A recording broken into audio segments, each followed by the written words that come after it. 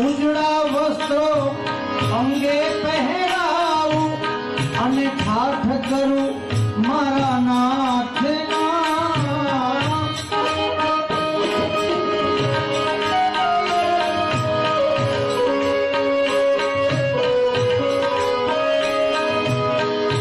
ઉજળા વસ્ત્રો અંગે પહેરાવું ઠાઠ કરું મારા નાથના.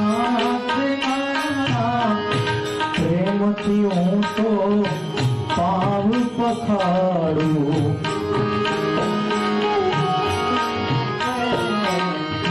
પ્રેમથી હું તો પાવ પખાડું.